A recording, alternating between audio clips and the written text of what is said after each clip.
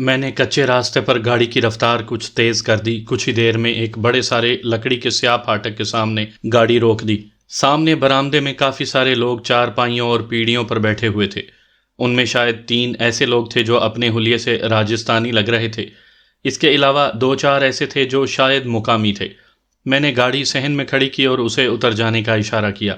وہ اتر کر آگے بڑھ گیا، تب میں بھی اترا اور اس کے پیچھے چل پڑا۔ جیسے ہی ہم برآمدے کے پاس پہنچے تو ایک جوشیلا راجستھانی آگے بڑھا تو دوسرے نے اس کا بازو پکڑ لیا۔ میں اس کے جذبات دیکھ رہا تھا۔ میں نے لمحوں میں ساری صورتحال کا اندازہ لگا لیا تھا۔ تبھی ایک ادھیڑ عمر شخص اٹھا جس نے سفید دھوتی اور کرتا پہنا ہوا تھا۔ اس کے لمبے لمبے کھچڑی بال تھے، چہرے پر ہلکی ہلکی گھنی داڑھی تھی۔ اس نے ہاتھ بڑھاتے ہوئے کہا، آؤ جوان، میں ہوں رتھو بوہڑ۔ میں نے اسے ہاتھ ملاتے ہوئے کہا، مجھے خوشی ہوئی تم سے مل کر، آؤ بیٹھو۔ اس نے ایک طرف پڑی چارپائی کی طرف اشارہ کرتے ہوئے کہا تو میں جا کر بیٹھ گیا تو وہ سنجیدگی سے بولا، داد دیتا ہوں میں تمہارے حوصلے کی، لیکن تم کیا سمجھ کر یہاں آ گئے ہو؟ میں اسے دلیری سمجھوں یا تمہارا پاگل پن؟ رتو بوہڑ، ایسا کچھ نہیں ہے۔ میرن شاہ میرا سگا نہیں ہے اور نہ یہ راجستھانی میرے دشمن ہیں۔ انجانے میں ہی صحیح، لیکن انہوں نے مجھے مارنا چاہا اور میں نے اپنی جان بچائی۔ میں خود چل کر یہاں آ گیا ہوں، آگے تم لوگوں کا فیصلہ، جو چاہو کرو۔ میں نے ٹھہر ٹھہر کر اپنی بات کہہ دی۔ تب رتو بوہڑ نے سوچتے ہوئے کہا، ہاں یہ تو میں جانتا ہوں تم شہر سے آئے ہو اور سرکاری ملازم ہو، تم یہاں تک آ گئے یہی تمہاری معافی کے لیے کافی ہے۔ نہیں رتو بوہڑ جی، میں معافی مانگنے نہیں آیا اور نہ ہی یہ احسان لینے آیا ہوں کہ تم مجھے معاف کر دو۔ جو حقیقت تھی وہ میں نے کہہ دی، اس میں میری کوئی غلطی نہیں۔ غلطی ہو، قصور ہو، جرم ہو تو معافی ہوتی ہے۔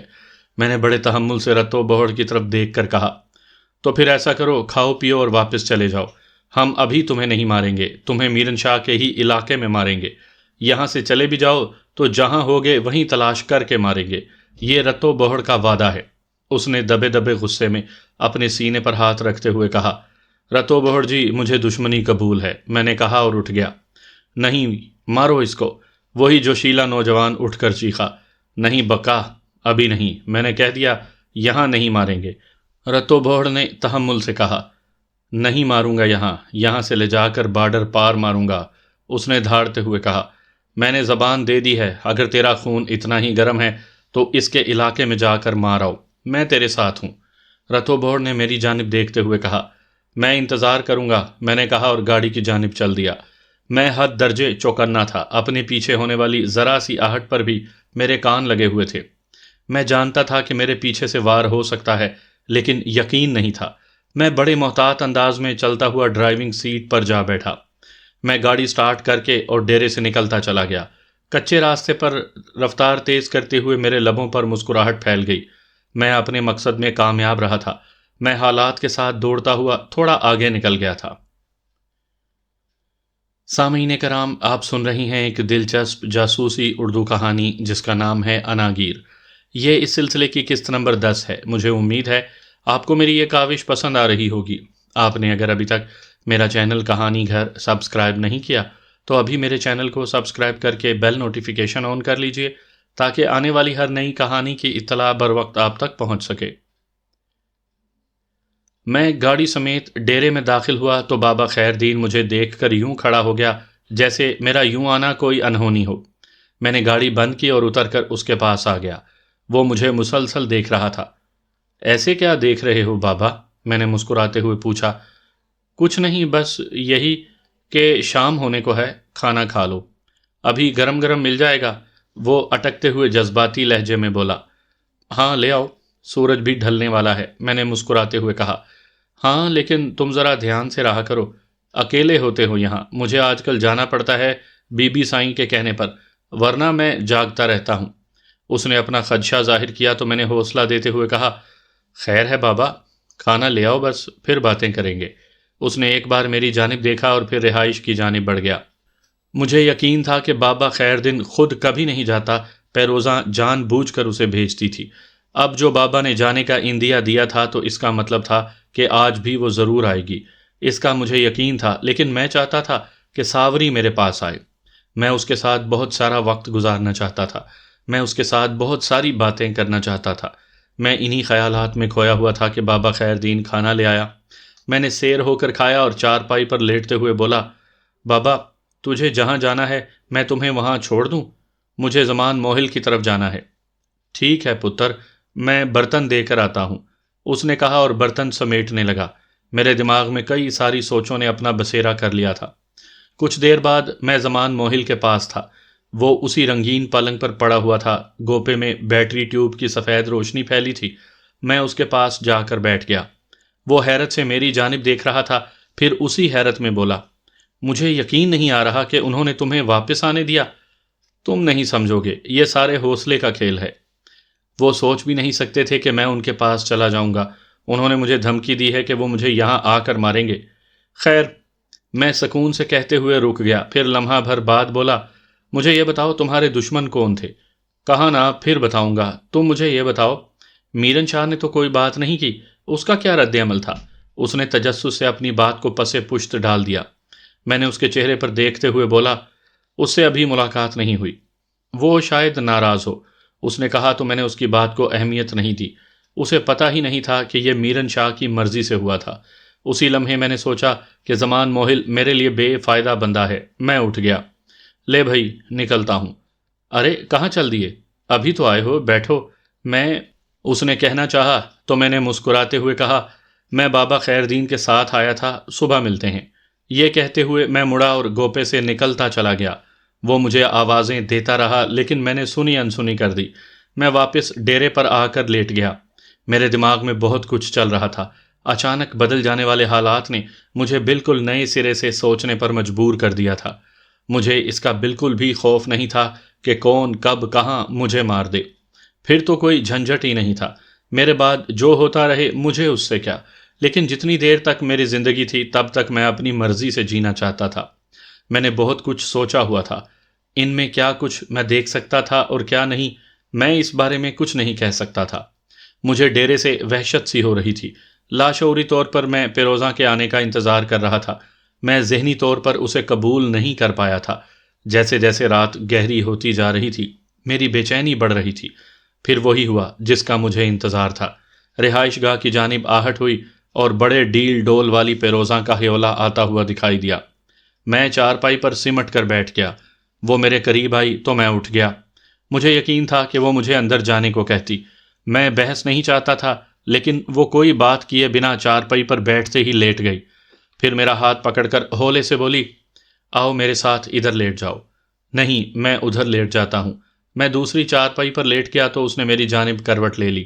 پھر دھیمے سے پوچھا، اس راجستھانی کو چھوڑ آئے؟ اچھا کیا، میرن شاہ کو سکون ہو جائے گا، لیکن میری دشمنی ہو گئی ہے ان سے۔ یہ کہہ کر میں نے اختصار سے ساری رداد سنا دی۔ وہ سکون سے سنتی رہی، پھر سنجیدہ سے لہجے میں بولی، اوئے کچھ نہیں ہوتا، میں ہوں نا تیرے ساتھ۔ تم ہر وقت تو میرے ساتھ نہیں رہ سکتی ہو نا۔ خیر، میں نے میرن شاہ سے کہا تھا، اب میں واپس جانا چاہتا ہوں۔ میں نے جان بوجھ کر ایسا کہا تو وہ ناراض لہجے میں تیزی سے بولی، پھر وہی فضول بات، میں کل شہر جا رہی ہوں، تجھے بھی ساتھ لے چلوں گی۔ 1-2 دن صحرا سے نکل کر سانس لے لینا، اب خوش؟ اس نے بچوں کو دلاسا دینے والے انداز میں کہا تھا، جس پر میں نے اپنا کوئی رد عمل نہیں دیا۔ چند منٹ یوں ہی گزر گئے، تبھی میں نے پوچھا، مجھے اپنی حفاظت کے لیے کچھ اسلحہ چاہیے، مل جائے گا؟ جو چاہیے مجھے بتا دو، یا پھر آؤ میرے ساتھ، جو بھی پسند ہو لے لینا۔ اس نے تیزی سے یوں کہا جیسے وہ یہی سننا چاہتی تھی۔ تبھی میں نے جان بوجھ کر حیرت سے پوچھا، کہاں جانا ہے؟ میرے ساتھ، ادھر گھر میں، میرے کمرے میں۔ اس نے سکون سے کہا، پھر اپنا ہاتھ بڑھا کر میرے گالوں پر پھیرتے ہوئے بولی، کچھ دیر میرے ساتھ بھی سکون سے ٹھہر جانا۔ پیروزاں، میری ایک بات سن لو، تم مجھ پر مہربان ہو، میری احسان مند ہو، اور اس احسان کا بدلہ دینا چاہتی ہو، تو اس کا یہ مطلب ہے کہ میں تمہارے بدن کی ضرورت بھی پوری کروں؟ نہ چاہتے ہوئے بھی میرا لہجہ سخت ہو گیا۔ بات بھی سخت تھی، ایک طرح سے یہ اس کی تذلیل بھی تھی، لیکن میں اس سے معاملہ صاف کر لینا چاہتا تھا۔ میں نہیں چاہتا تھا کہ وہ مجھے کوئی عام مرد سمجھے جسے وہ جب چاہے جیسے چاہے اپنی دسترس میں لے لے۔ اس کا میری گال پر پھرتا ہوا ہاتھ ایک دم سے رک گیا۔ چند لمحے وہ ہاتھ میری گال پر رہا، پھر اس نے ہاتھ واپس کھینچ لیا۔ پھر وہ بڑے ٹھہرے ہوئے لہجے میں بولی، میں سمجھی نہیں، تم کیا کہنا چاہ رہے ہو؟ وہی جو تمہیں سمجھ لینا چاہیے، میں نے سکون سے کہا۔ میں اب بھی نہیں سمجھی ہوں، اس نے دھیمے سے کہا۔ تو پھر یوں سمجھ لو کیا تم مجھے اپنے ساتھ دھندے کے لیے رکھنا چاہتی ہو یا پھر اپنے بدن کی ضرورت پوری کرنے کے لیے؟ مجھے جس مال و دولت کا لالچ دے رہی ہو وہ کس کام کے عوض مجھے ملے گا؟ میں نے دھیمی آواز میں لیکن تیزی سے پوچھا۔ دیکھ علی، دھندا اپنی جگہ، اس کا مال تجھے ملے گا، جتنا چاہو کما لو۔ میری ضرورت پوری کرو گے تو میری دوستی تجھے نصیب ہوگی جو تجھے بے خوف کر دے گی۔ اس نے بڑے سکون سے کہا۔ اگر میں ان دونوں میں سے صرف ایک قبول کروں تو؟ میں نے ٹھہرے ہوئے لہجے میں پوچھا تو وہ فوراً بولی، مطلب تم میری دوستی نہیں چاہتے ہو تو کوئی بات نہیں، میں تم سے ویسے ہی دوستی کر لوں گی۔ اوکے، اب دھندے کی بات کرو، کرنا کیا ہے وہ بتاؤ؟ میں نے پوچھا۔ وہ میں شہر سے واپس آ کر بتاؤں گی، اور ہاں، میرے شہر جانے کے بارے میں صرف تمہیں پتا ہے، کوئی دوسرا نہیں جانتا۔ ساوری بھی نہیں؟ میں نے بے ساختہ پوچھا۔ ہاں، ابھی وہ بھی نہیں جانتی۔ تیار رہنا صبح، اس نے کہا اور ایک دم سے اٹھ کر چل دی۔ اس وقت میرے دل میں شدت سے یہ خواہش ابھری تھی کہ میں اسے کہوں کہ کچھ دیر کے لیے ہی صحیح ساوری کو بھیج دے، مگر میں نے اس خواہش کو اسی شدت سے دبا دیا۔ میں جانتا تھا کہ ان لمحات میں میری اس خواہش کا اثر کس قدر برا ہو سکتا ہے۔ نیل گوں روشنی کا احساس آسمان پر چھا رہا تھا جب مجھے جگایا گیا۔ میرے سامنے ساوری کھڑی تھی، وہ میرے کاندھے پر ہاتھ رکھ کر جگا رہی تھی۔ اٹھ علی، پیروزاں بلا رہی ہے۔ کیوں؟ وہ کیوں؟ یہ کہتے ہوئے اچانک مجھے یاد آ گیا، اس کے ساتھ شہر جانا ہے، جلدی منہ ہاتھ دھو لے، وہ جانے کے لیے تیار کھڑی ہے۔ اس نے کہا تو میں اٹھ کر بیٹھ گیا۔ میں سمجھ رہا تھا کہ پیروزاں بڑی گھاگ عورت ہے، اس نے یہاں سے نکلنے کے لیے بڑا مناسب وقت چنا تھا۔ اس نے مجھے رات نہیں بتایا بلکہ بالکل وقت پر بتایا۔ اس کا ایک ہی مطلب لیا جا سکتا تھا کہ ابھی اسے مجھ پر پوری طرح بھروسہ نہیں تھا۔ ٹھیک ہے، میں تیار ہوتا ہوں، میں نے اٹھتے ہوئے کہا۔ نہیں، تیار ہونے کا وقت نہیں، بس اپنے ساتھ کپڑے وغیرہ لے لو اور بس چلو۔ وہ نکلنے کے لیے تیار کھڑی ہے، ساوری تیزی سے بولی۔ چل، اسے کہو گاڑی لے کر پھاٹک پر آ جائے، میں وہیں آتا ہوں۔ یہ کہہ کر میں اٹھا اور اندر کمرے کی جانب بڑھ گیا۔ میں نے اپنے بیگ سے 2 جوڑے کپڑے نکالے، اس کے ساتھ بڑی نوٹوں کی گڈی نکالی جو مجھے پیروزا نے دی تھی، اور پلٹ کر کمرے سے باہر آ گیا۔ میں نے منہ بھی نہیں دھویا اور کمرے کی کنڈی چڑھا کر پھاٹک کی جانب چل دیا۔ جیسے ہی میں پھاٹک پر پہنچا، پیروزا کی 4 وہیل آ گئی۔ وہ پچھلی نشست پر بیٹھی ہوئی تھی، اس کے ساتھ ساوری تھی۔ میں ڈرائیور کے ساتھ بیٹھ گیا تو 4 وہیل چلتی۔ ہمارے درمیان چھائی ہوئی خاموشی کو پیروزا ہی نے توڑا۔ وہ دھیمے سے بولی، ڈیش بورڈ میں پسٹل پڑا ہے، اس کے ساتھ میگزین بھی ہیں۔ میں نے اس کی بات کا جواب نہیں دیا۔ ڈیش بورڈ کھولا، اس میں پڑا پسٹل اٹھا کر دیکھا۔ یہ بالکل اسی ساخت کا تھا جو میرن شاہ نے مجھے دیا تھا، وہ میرے نیفے میں موجود تھا۔ میں نے اسے واپس رکھتے ہوئے میگزین کو دیکھا اور ڈیش بورڈ بند کر کے سیٹ کی پشت سے ٹیک لگا لی۔ میں سامنے دیکھ رہا تھا، ملگجی سفید روشنی میں 4 وہیل کی پیلی روشنی مدغم تھی۔ صحرائی راستے میں جھاڑیاں اور پودے پیچھے کی جانب بھاگ رہے تھے۔ مجھے ایک ہی احساس مدہوش کر دینے کے لیے کافی تھا کہ میری پشت پر ساوری بیٹھی ہوئی ہے۔ پتہ نہیں وہ میرا امتحان تھی یا پھر انعام بننے والی تھی۔ بہاولپور شہر پہنچنے میں ہمیں 3 گھنٹے لگ گئے تھے۔ ماڈل ٹاؤن کی ایک شاندار کوٹھی میں 4 وہیل داخل ہوئی تو مجھے پتا چلا کہ یہ پیروزاں کی ملکیت ہے۔ وہاں کا ماحول دیکھ کر یہ اندازہ ہو رہا تھا کہ اس کوٹھی کی دیکھ بھال بڑے اچھے طریقے سے ہو رہی تھی۔ اس کا مطلب تھا کہ اس نے وہاں کچھ ملازم رکھ چھوڑے ہوں گے، لیکن اندر پہنچتے ہی پتا چلا کہ میرن شاہ کی بیوی اور بچے وہیں اسی کوٹھی میں رہتے ہیں۔ یہاں پر رہتے ہوئے وہ اپنے بچوں کو ایک اعلیٰ اسکول میں پڑھا رہی تھی۔ دکھ کی ایک لہر میرے اندر سرایت کر گئی۔ ان لوگوں کے پاس پیسہ تو ہے، ان کے بچے تعلیم لے سکتے ہیں، اور روہی کے باسی جن سے تعلیم کوسوں دور تھی۔ میں نے اگلے چند منٹوں میں اپنے دماغ سے یہ خیال نکال دیا۔ میں جذباتی نہیں ہونا چاہتا تھا۔ مجھے جاتے ہی ایک کمرہ دے دیا گیا کہ میں یہاں آرام کروں۔ کچھ ہی دیر بعد ناشتہ آ گیا۔ اس کے بعد جو میں لمبی تان کر سویا تو دوپہر کے بعد دروازے پر دستک سے میری آنکھ کھلی۔ دروازہ کھولنے پر میرے سامنے ساوری کھڑی تھی۔ اس نے میرے چہرے پر دیکھتے ہوئے کہا، پیروزاں سائیں بلا رہی ہیں۔ ٹھیک ہے، تم چلو، میں آتا ہوں۔ میں نے اس کے تنے ہوئے چہرے پر دیکھتے ہوئے کہا تو مجھے لگا کہ وہ کچھ کہنا چاہتی ہے۔ میں نے آنکھوں ہی آنکھوں میں پوچھا تو وہ بولی، ہٹو تو صحیح، مجھے برتن لینے ہیں۔ میں ایک جانب ہٹ گیا۔ وہ کمرے میں آ گئی اور پھر میری جانب دیکھے بنا بولی، یہاں بڑی احتیاط سے رہنا، سمجھو پیروزاں کی ہر وقت نظر ہے، خاص طور پر مجھ سے۔ یہ کہتے ہوئے وہ ساتھ میں برتن بھی اٹھاتی رہی، پھر ٹرے اٹھا کر باہر چل دی۔ میں چند لمحے سوچتا رہا، پھر فریش ہونے چل دیا۔ لاؤنج میں پیروزاں صوفے پر پھیل کر بیٹھی ہوئی تھی۔ اس نے ہلکے نیلے رنگ کا پھولدار سوٹ پہنا ہوا تھا، اس کے ساتھ ایک بڑا سا آنچل اوڑھے ہوئے تھی۔ اس کے چہرے پر سختی کے ساتھ ہلکا سا تناؤ بھی تھا۔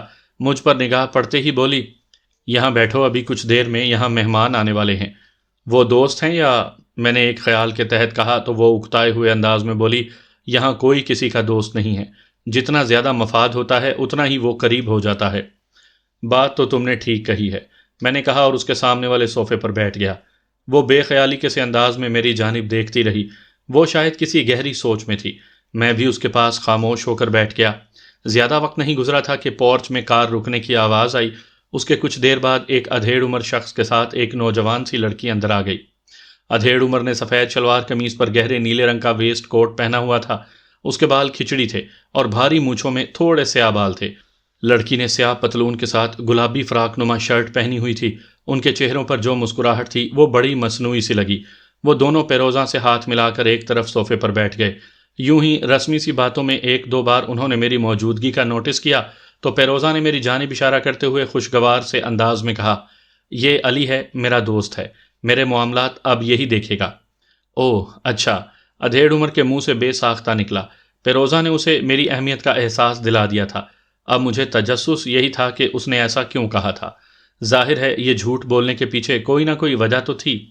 اور علی، یہ ہیں یہاں کے ایک بڑے بزنس مین، چودھری آصف حمید۔ ان کا بزنس کہاں کہاں پھیلا ہوا ہے، اس کی تفصیل تو بہت لمبی چوڑی ہے، لیکن ہمارے مطلب کی صرف اتنی سی باتیں ہیں کہ روہی میں جو یہ ہمارا بزنس ہے اس کے یہ سب سے بڑے گاہک ہیں۔ یہ ان کے جتنے سیاستدان ہیں یہ ان کے سپانسر ہیں، کسی سیاستدان کے زیادہ اور کسی کے کم، اس لیے جس سے اس کا مطلب ہے یہ ہر کسی سے کام لے سکتے ہیں۔ یہ کہتے ہوئے اس نے اس لڑکی کی جانب دیکھا، پھر خاموش ہو گئی۔ یہ میری سیکرٹری ہے، آصف حمید نے مختصر سا کہا تو پیروزاں بولی، چودھری صاحب، مجھے اس لیے اچانک یہاں آنا پڑا کہ اب فیصلہ ہو جانا چاہیے آپ کس کے ساتھ ہیں۔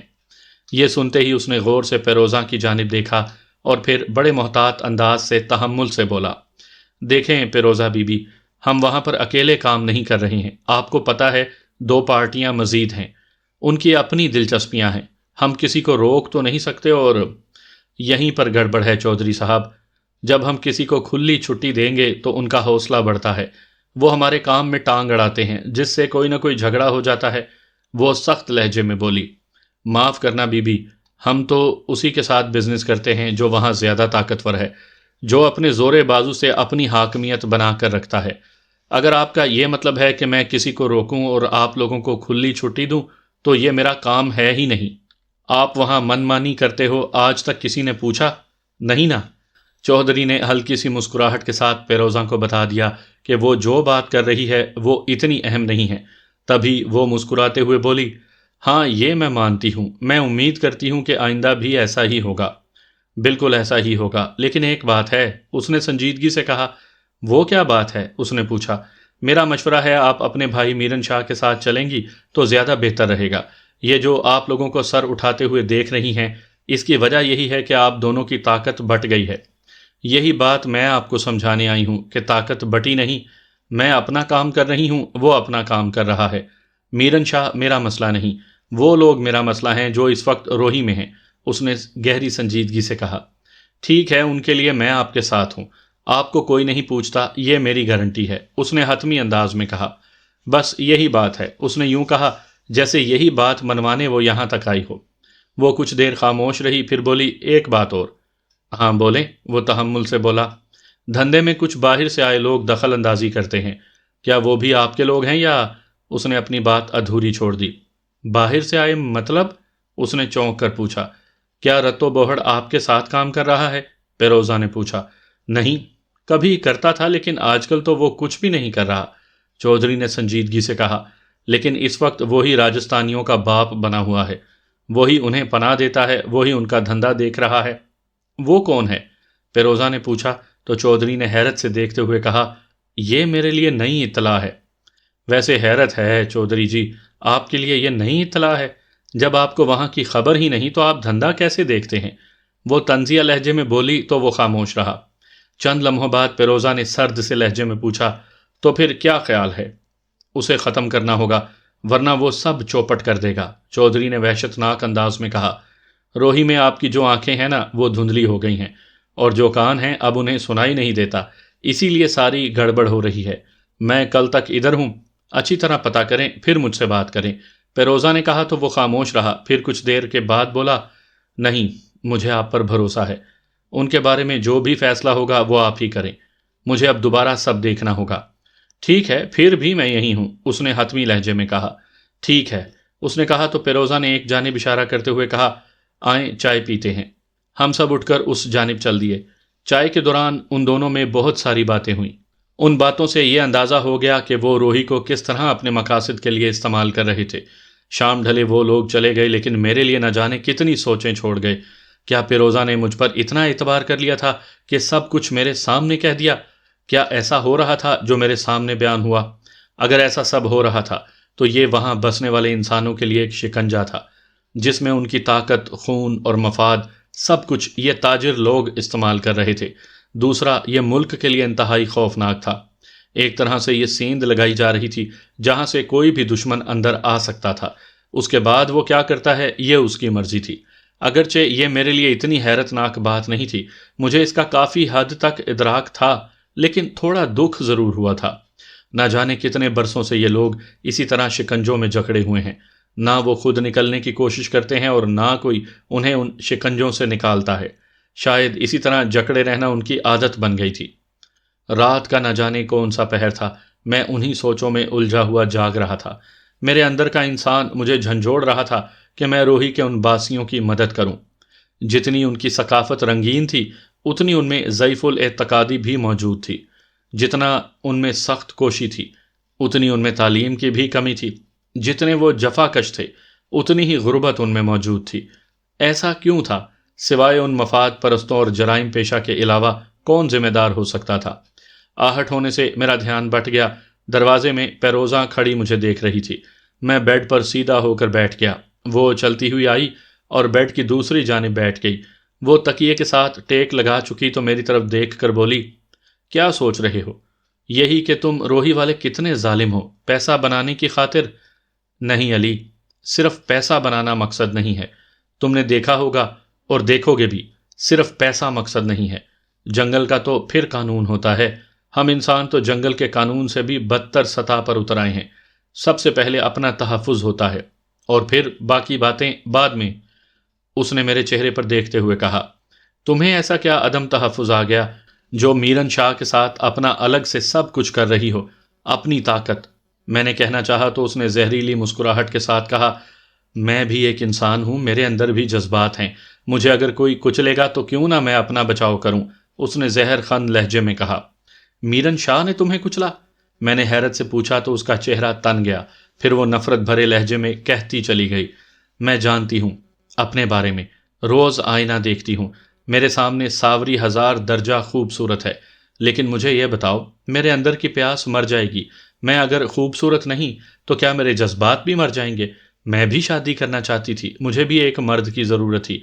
میری شادی اگر نہیں ہو رہی تھی تو میرن شاہ میری شادی کرنا نہیں چاہتا تھا، وہ کسی کا سالہ بنے یہ اسے گوارا نہیں۔ میرن شاہ کے چاہنے سے کیا میری جو مرد کی ضرورت ہے وہ ختم ہو جاتی؟ نہیں، یہ تو غلط بات ہے۔ مگر کیا تمہارا رشتہ آیا تھا جسے میرن شاہ نے انکار کیا؟ میں نے پوچھا۔ ایک دو آئے، لیکن وہ ذات برادری کے نہیں تھے۔ دوسرا، مال بہت مانگ رہے تھے۔